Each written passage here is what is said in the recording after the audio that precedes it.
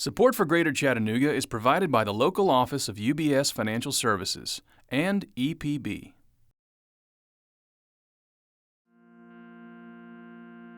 This is actually the first ever Pan American Gliding Championships. In the morning here we'll have a time that we call grid time, and that's the time at which all the gliders would have to be pushed out onto the runway. Prior to that, they'll line them up on the sides of the runway, and then at grid time they all push out, they're two abreast. Then typically, it depends on the day, 10 or 15 minutes later we'll start launching the fleet. The goal is to have everybody in both classes in the air within 1 hour. So as a tow pilot, that gets kind of fun trying to beat your time.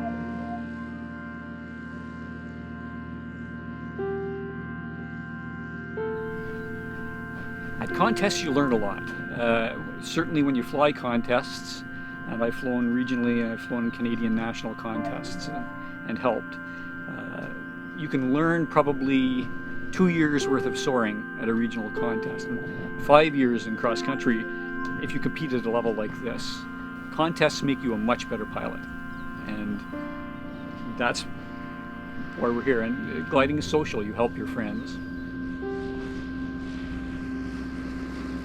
There's so much camaraderie and friendship, and you get to these races and it's so exciting to see everybody, because there's very few people in the world that understand it, that understand that attraction and how much fun it is. And then, when I close the cockpit, close the canopy and get ready to race, then they're my rivals, So it's kind of fun. One of the things in this competition that is different from like a U.S. nationals and many nationals from different countries is that in the international competitions, pilots are allowed to team fly. They're allowed to cooperate with each other. So there are many pairs of pilots that are flying together, talking to each other and combining their knowledge and their skills to find a faster path through the sky.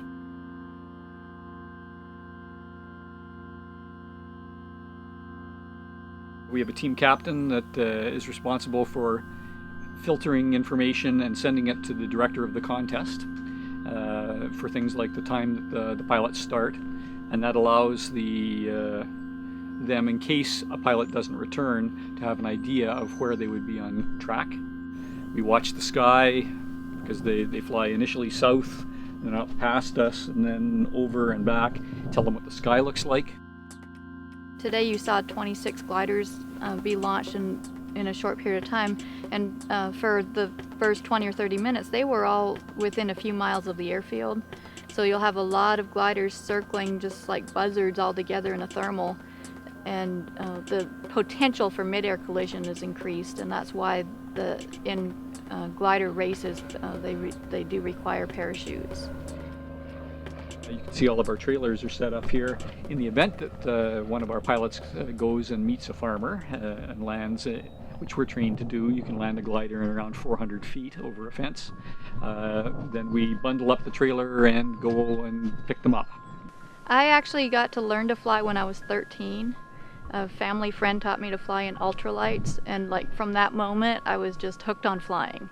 It's quite a nice pastime, physical fitness and the ability to compete, if you like that, to do aerobatics, if you like that, to instruct, if you like that. There's record flying possibilities. It all depends on what your desire is. Gliding has something for everybody, really. I love to compete in the gliders. It's when you take that thing that you love and you make your business out of it. I'd like to say that you have to save part of it that's only for you. And for me, I get in that single seat glider and close the canopy, and I get to go race and fly under these beautiful clouds with the birds, and be alone in the sky, and that is just incredible.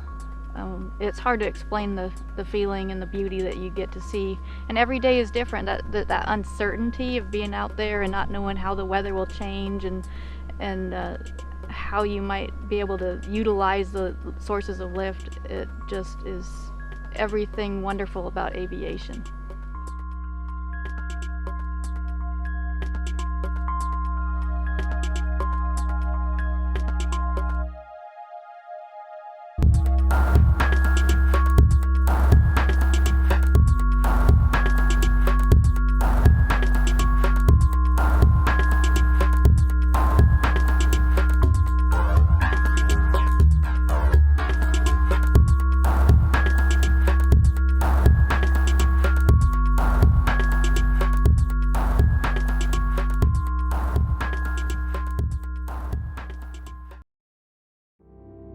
If you enjoyed this episode and you want to see more of the series, subscribe on YouTube to be notified when new stories are available.